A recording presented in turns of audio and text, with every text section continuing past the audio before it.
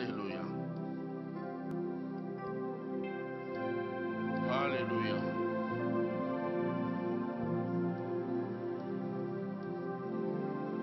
Béni sois-tu, Seigneur.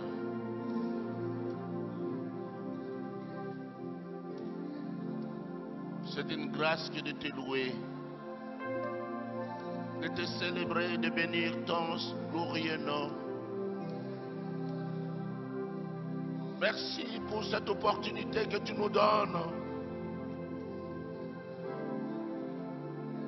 de parler de ta part, de déclamer ta parole. Seigneur,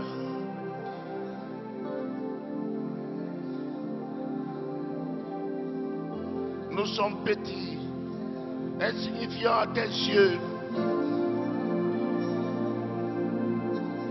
Et Seigneur, nous comptons sur ta grâce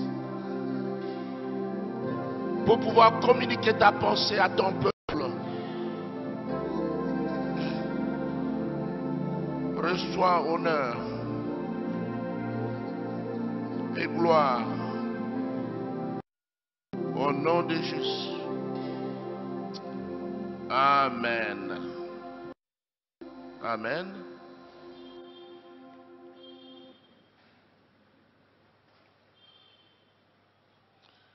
Ouvrons nos Bibles dans Luc chapitre 3.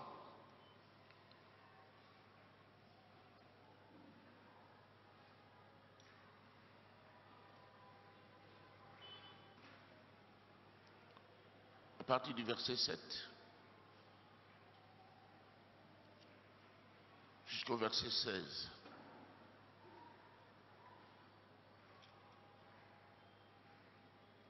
Luc 3, 7 à 16.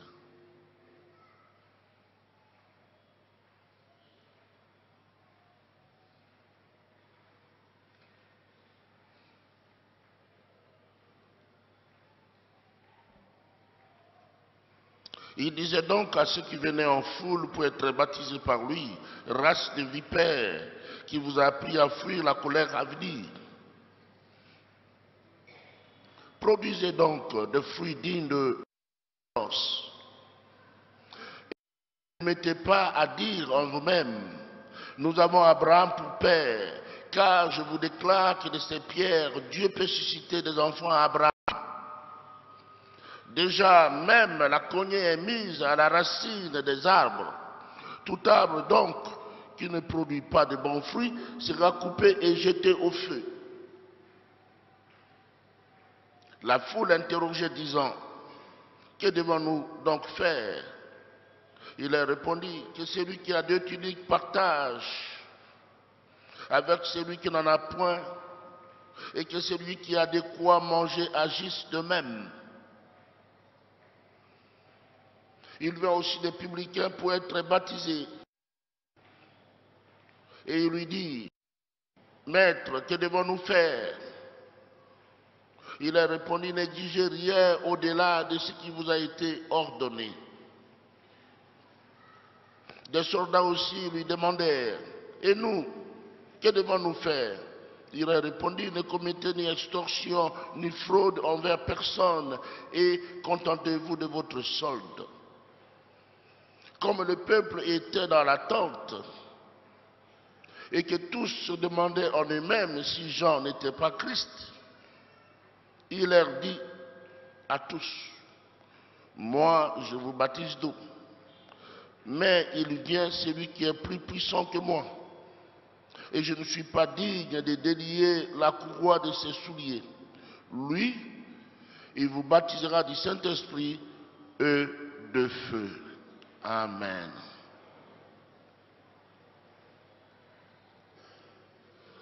Ce matin, je vais parler du check-up spirituel.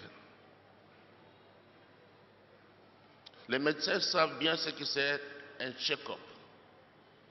Et même beaucoup de gens. Un check-up,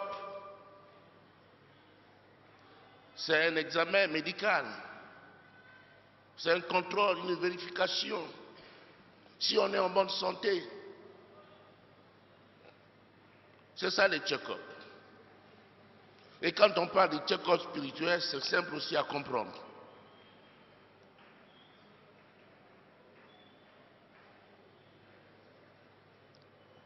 Les gens se font examiner. Ils font le check-up pour savoir s'ils sont en bonne santé physique.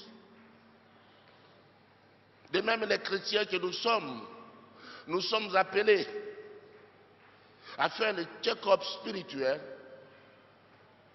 pour savoir si notre santé spirituelle est au zénith.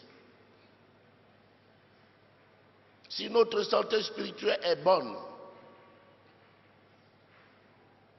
on peut venir à l'église, on peut chanter, on peut louer, on peut prier et en faire une habitude. Mais quel est notre état d'esprit?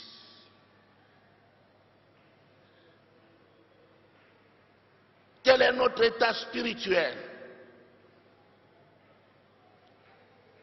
Permettez-moi de vous dire que la santé spirituelle dépend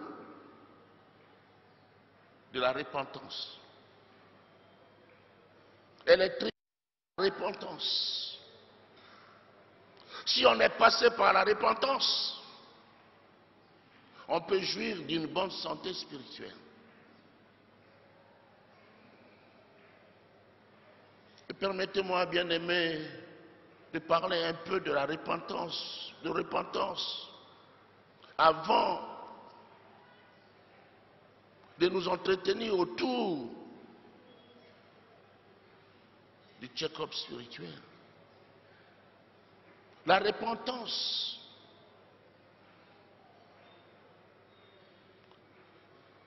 c'est le message qui est négligé aujourd'hui par les prédicateurs modernes. La repentance. Et c'est l'une des doctrines mal comprises par les fidèles aujourd'hui.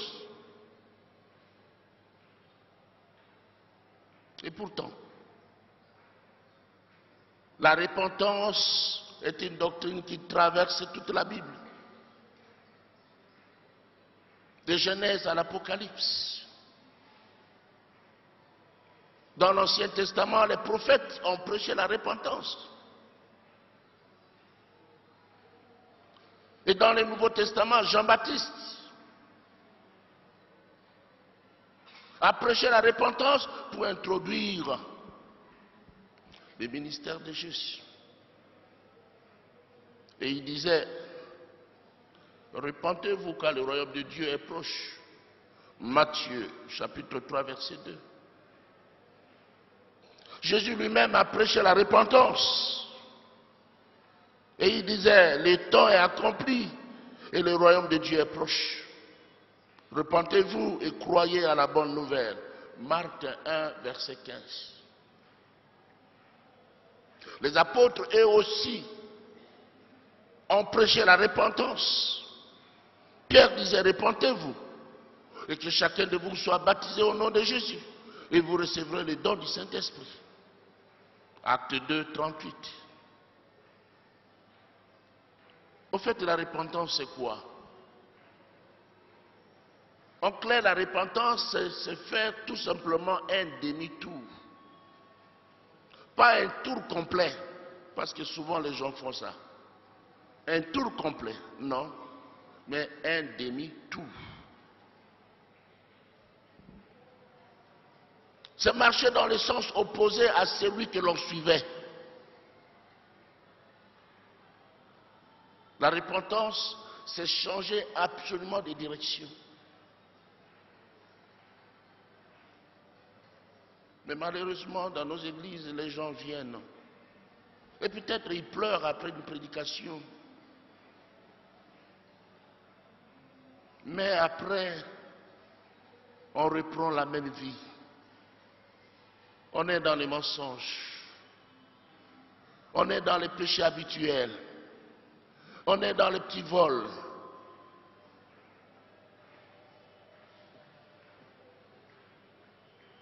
La repentance produit une vie nouvelle. Quand il y a repentance, il y a une vie nouvelle.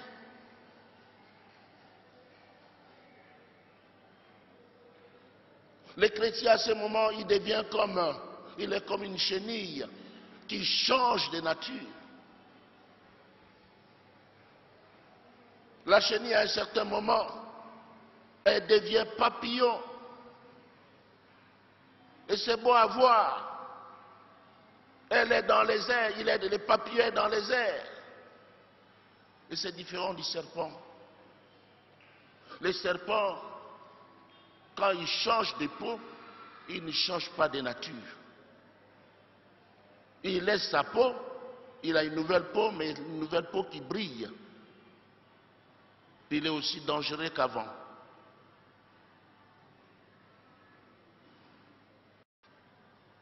La repentance.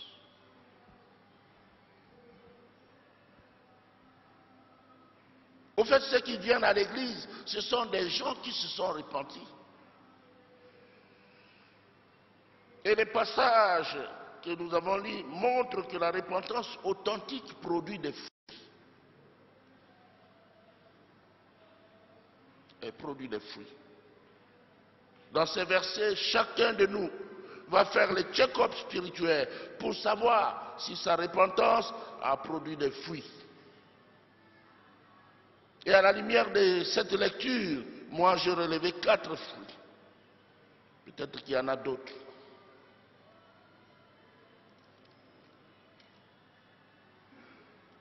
Le premier fruit qu'on peut voir, c'est l'abaissement.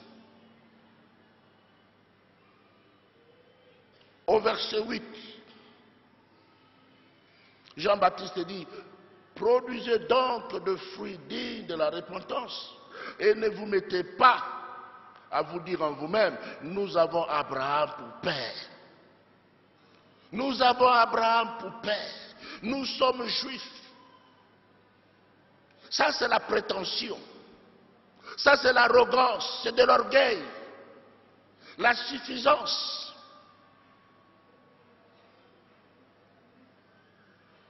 Et Jean-Baptiste s'adressait aux Juifs. Il les connaissait. Nous avons Abraham pour père. Donc le salut est assuré pour nous. Non, là on se trompe joliment. Il faut produire les fruits dignes de repentance. Alléluia. Il faut bannir l'orgueil. Il faut l'abaissement, l'humilité. Nous avons Abraham pour père. Oui. Mais il ne suivait pas la pensée d'Abraham. Il n'avait pas la foi d'Abraham. Il ne suivait pas les préceptes d'Abraham. Il ne craignait pas le Dieu d'Abraham. Mais il s'est frappé la poitrine. Nous avons Abraham pour père.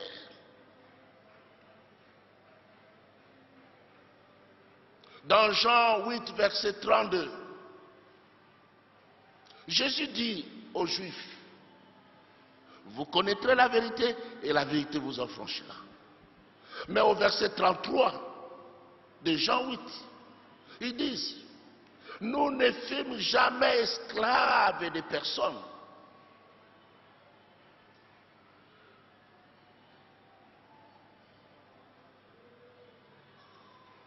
Nous sommes de la postérité d'Abraham et nous ne fûmes jamais esclaves de personne. Comment dis-tu, vous deviendrez libres? Ils avaient oublié qu'ils étaient esclaves des Égyptiens. Ils avaient oublié qu'ils étaient esclaves des Assyriens. Ils avaient oublié qu'ils étaient esclaves des Perses, des Babyloniens. Quand on vit dans le péché, on est oblitéré, on est aveuglé. On oublie facilement les choses. Voilà, ils se défendent. C'est le maître qui les parle. Le descendant d'Abraham. Le fils de la promesse. Jésus, Dieu venu en chair. Il les parle. Vous connaîtrez la vérité et vous deviendrez libres. Ils pensaient connaître déjà la vérité. Ils étaient suffisants Parce que les Juifs mémorisaient l'Ancien Testament. Et jusqu'à aujourd'hui, il a l'Ancien Testament dans sa tête. Cela ne veut rien dire. Ça ne veut rien dire.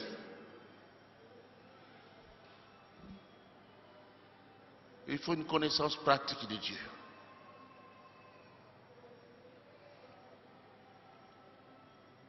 Est-ce qu'aujourd'hui, nous produisons ces fruits dignes de la repentance?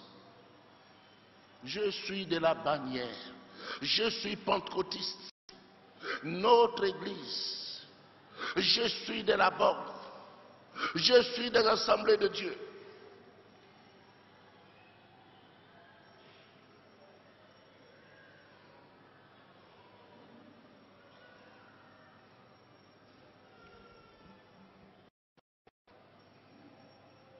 Nous avons Abraham pour père. On se réclame de Jésus, mais on vit une vie sale et sordide. On vit le contraire de ce que Jésus commande. Et aujourd'hui, beaucoup de gens sont comme les auditeurs de Jean-Baptiste. Des auditeurs de Jean-Baptiste. Oui, Jean-Baptiste était le précurseur. Il est venu préparer le chemin du Seigneur. Et si vous lisez au verset 5 et verset 6, il dit ceci: toute vallée sera comblée, toute montagne et toute colline seront abaissées. Ce qui est tortueux sera redressé, et les chemins raboteux seront aplanis, et toute chair verra le salut de Dieu. Il annonce l'œuvre de Jésus. Jésus vient. Quand Jésus vient, qu'est-ce qu'il va faire? Il va combler les vides, les vallées. Il y a des vallées dans nos vies. Et parfois on se dit, mais qui va combler cette vallée? Jésus est là pour la combler. Il y a des montagnes, des collines qui s'élèvent devant nous.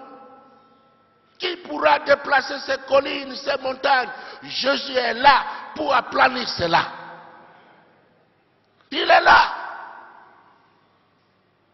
Jean-Baptiste l'a annoncé, mais présentement, il est là. Ce qui est tortueux sera redressé. Des choses compliquées, Dieu va redresser cela. Jésus va redresser. Le chemin raboté sera aplani. Il va baliser le chemin devant nous. Tout ça pour, dans quel but? C'est pour apporter le salut de Dieu. Toute chair verra le salut de Dieu. Et après cela, Jean-Baptiste présente les check-ups spirituels. Vous pouvez voir le salut de Dieu. Oui, Dieu peut aplanir vos sentiers. Jésus vient pour cela. Mais il faut faire le check-up spirituel. La première des choses, c'est l'abaissement. L'abaissement. Quelquefois dans nos églises, les gens prient pour être vus, pour être appréciés, mais vous voyez l'orgueil. Non. Non. Là, on est comme le pharisien qui priait. Seigneur, tu vois, je gêne autant de fois. Je donne ma dîme. Je fais ceci, cela. Mais à côté, il y avait une pauvre personne qui s'est frappée la poitrine. Aie pitié de moi. Alléluia. Ça, c'est l'abaissement. Devant Dieu, nous sommes petits. Nous ne représentons rien.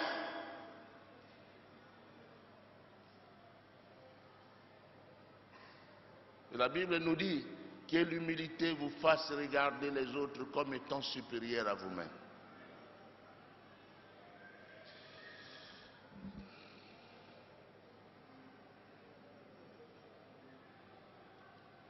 Jean-Baptiste, il parle de l'humilité, mais lui-même était humble. Voyez-vous dans ce même passage que nous avons lu au verset 15 et 16,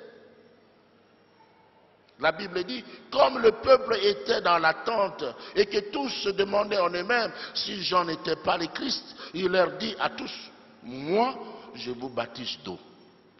Mais il vient, celui qui est plus puissant que moi.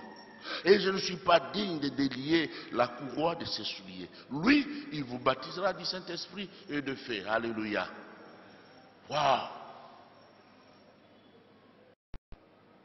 La modestie de Jean-Baptiste était remarquable. Il connaissait son identité. Il n'y avait pas de confusion possible dans sa vie. Il savait qu'il était serviteur et qu'il avait un maître. Aujourd'hui, quand on regarde les réseaux sociaux, quand on regarde les chaînes de télévision, on voit que les prédicateurs de Dieu ont pris la place de Dieu, détrôné le Seigneur.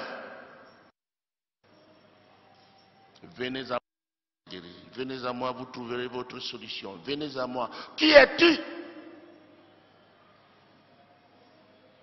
Jean-Baptiste ici reconnaît qu'il est incapable de délier même la courroie de ses souliers. Quelle humilité! Sommes-nous humbles? Nous abaissons-nous devant les autres? Aujourd'hui, les enfants sont devenus impolis. Maman lui parle. Le papa lui dit quelque chose. Ah, c'est ton papa, c'est ton géniteur.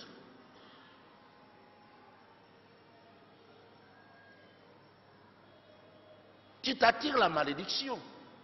Tu viens à l'église et tu te comportes ainsi. Il y a des gens qui sont incorrigibles. On veut lui dire quelque chose. Je sais. Tu sais quoi? Tu ne sais rien.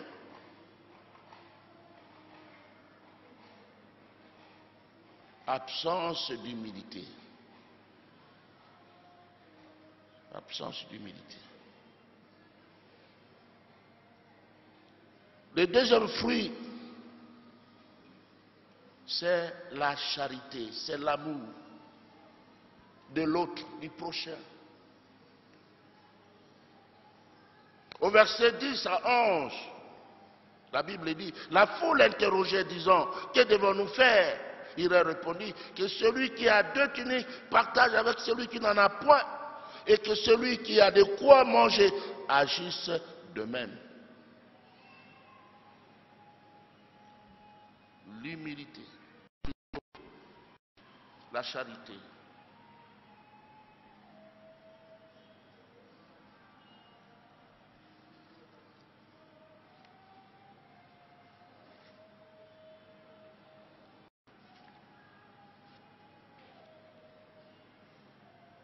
Bien aimé, il faut bannir l'égoïsme.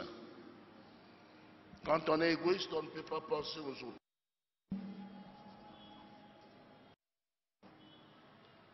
Et il faut aimer au-delà de la normale. Au-delà de la normale, c'est-à-dire aimer celui qui ne nous aime pas. Aimer celui qui n'est pas aimable. C'est cela l'amour. Aimer nos ennemis. Parfois, il y a des gens qui font des bêtises à tout moment, mais il faut les aimer, au lieu toujours de les blâmer. Parfois, l'amour change. L'amour corrige.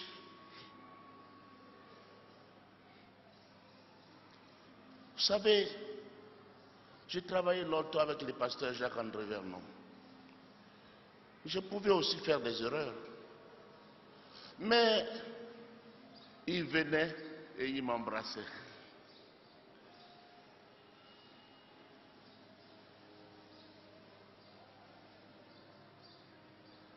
Et j'évitais moi-même de faire des erreurs. Ça, c'est l'amour.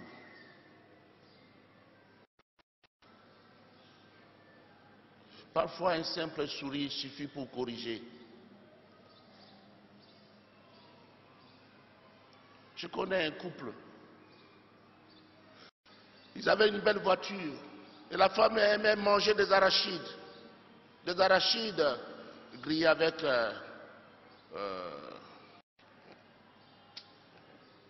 comment on appelle ça? C'est les arachides qu'on grille sans tortiquer. Et cela. Et quand elle mangeait, jetait le reste dans la voiture. Le mari était furieux. C'était la belle voiture. Mais pourquoi tu fais ça?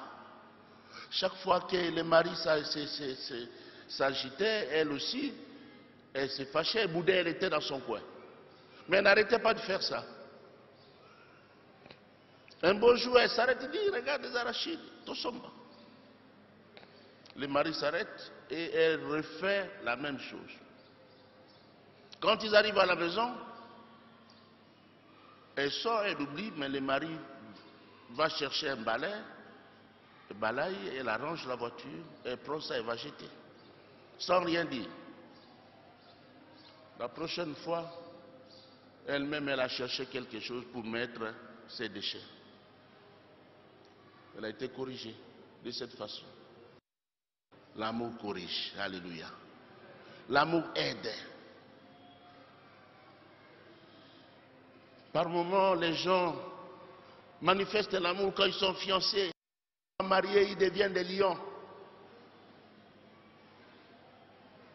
On n'appelle plus chérie. C'est seulement yo. Ça, c'est dangereux. Aimer. Si tu ne peux pas aimer ton épouse à la maison, si tu ne peux pas aimer tes enfants à la maison, comment peux-tu aimer l'autre qui est en dehors? Et quand tu es à l'église, tu as les sourires jusqu'aux oreilles. Frère! Escroc.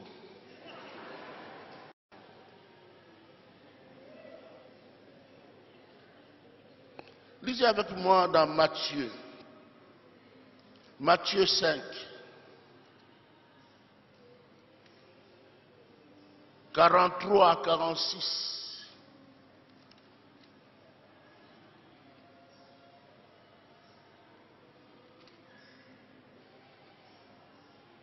Vous avez appris qu'il a été dit, tu aimeras ton prochain et tu haïras ton ennemi.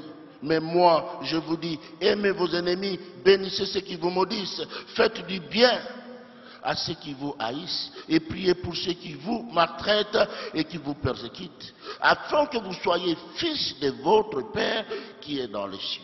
Alléluia. Afin que vous soyez fils de votre Père qui est dans les cieux. Car il fait lever son soleil sur les méchants et sur les bons, et il fait pleuvoir sur les justes et sur les injustes. Si vous aimez ceux qui vous aiment, quelle récompense méritez-vous? Les publicains aussi, n'agissent-ils pas de même?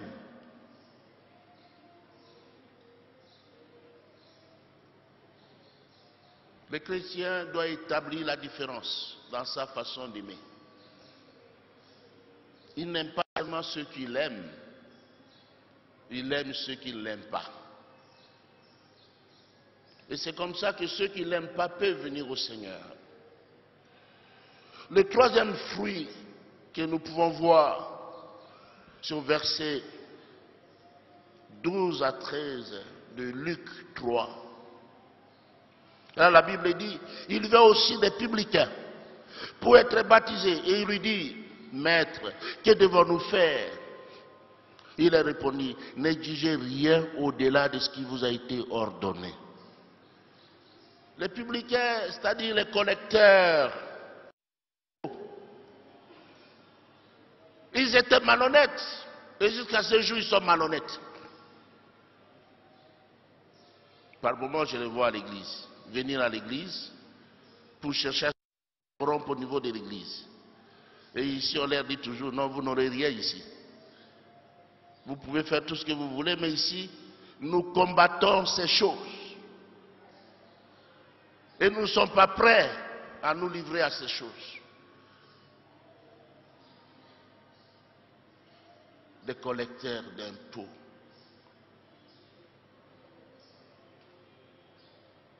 Malheureusement, on retrouve même des chrétiens en train de faire ces choses.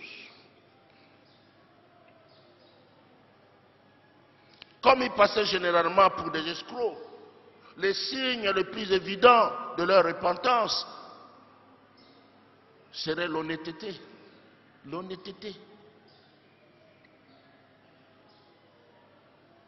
Dans Matthieu 5, verset 20, Jésus dit, « Si votre justice ne surpasse pas celle des scribes et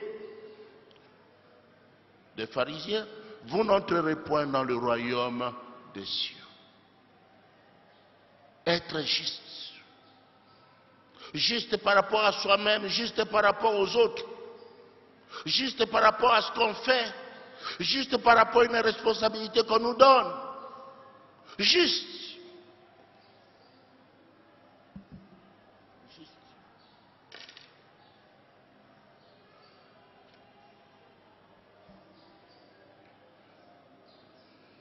Mais les gens ne sont pas justes. Les gens ne sont pas justes. Je racontais ici l'histoire d'une femme qui me disait que son mari était un incrédule, alors que le mari n'était pas incrédule. Quand les siens venaient à la maison, ils étaient bien choyés, ils étaient bien servis. Mais quand les membres de famille de son mari venaient à la maison, à ce moment, elle était devenue malade.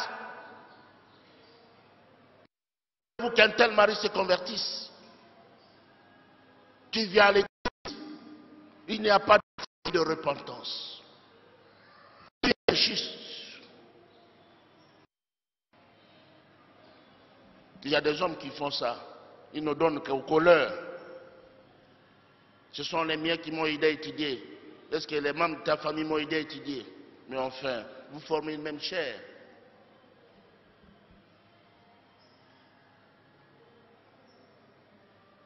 La justice.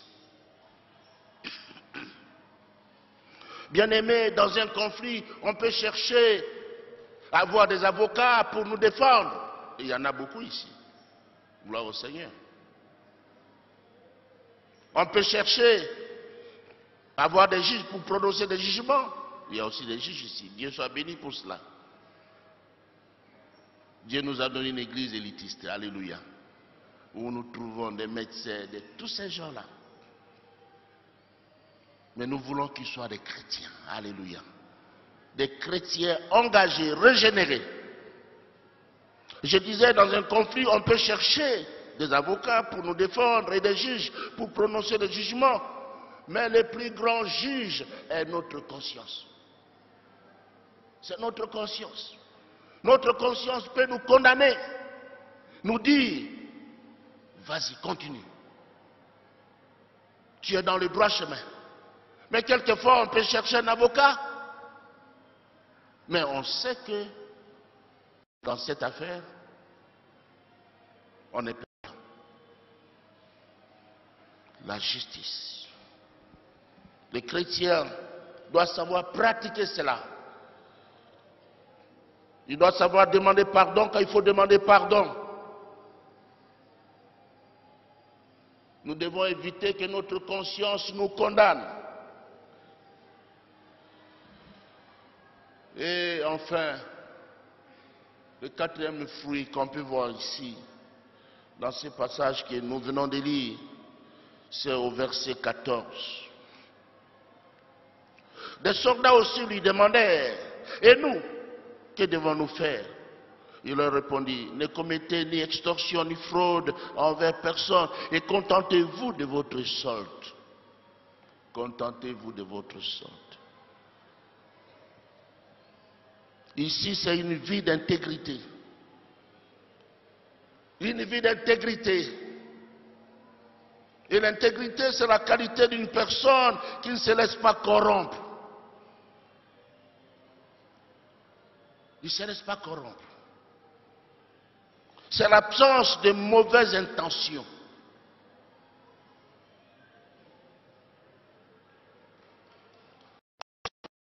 Dans la maison de Potiphar, il était intègre parce qu'il craignait Dieu. Aujourd'hui, il n'y a pas d'intégrité même sur la place publique.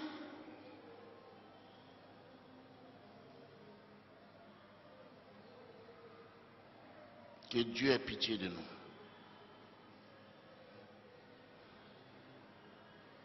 Joseph était intègre. Quand on est intègre, on est égal. Il était intègre, il était loyal à Potiphar. Et il craignait son Dieu. Comment pourrais-je faire un aussi grand mal?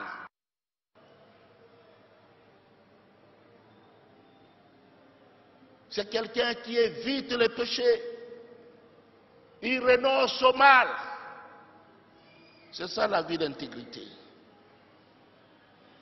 Mais aujourd'hui, dans nos églises, il y a beaucoup de profiteurs parmi les enfants de Dieu. Profiteurs.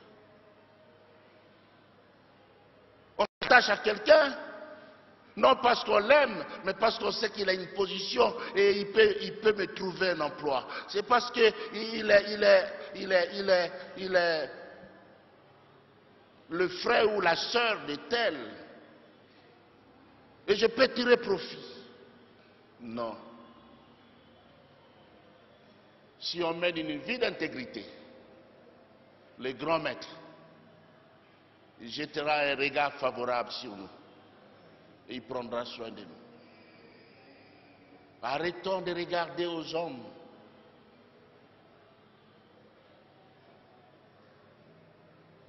Aujourd'hui, ils sont comme des fleurs.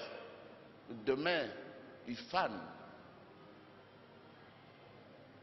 Portons nos regards vers le Maître. Ainsi, restons intègres. Bien-aimés dans le Seigneur, pour terminer, nous devons savoir qu'on n'est pas sauvé par la pratique de ces vertus. Ce ne sont pas ces vertus qui nous sauvent.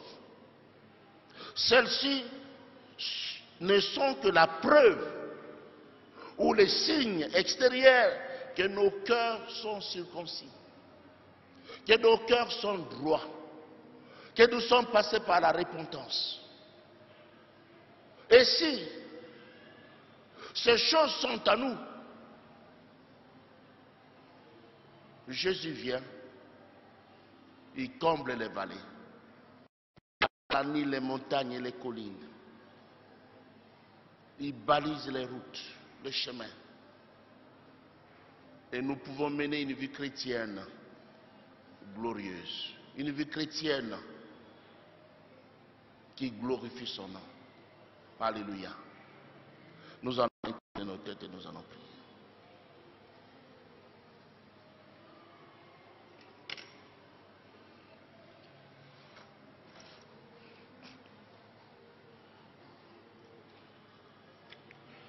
Mon frère, ma soeur, je sais que Dieu t'a parlé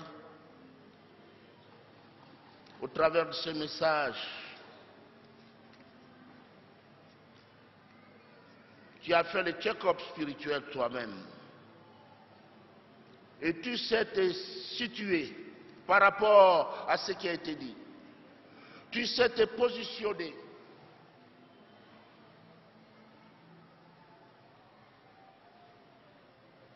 Jésus est là. Jean-Baptiste est venu préparer le chemin du Seigneur. Et le Seigneur est déjà là pour faire son travail. Il est là pour faire sa part. Mais nous, nous devons faire la nôtre. Es-tu touché par ce message, mon frère, ma soeur? Si tu es touché, que tu aimerais qu'on prie pour toi, lève ta main. Nous allons prier pour toi. Merci, que Dieu te bénisse. Merci. Merci, merci.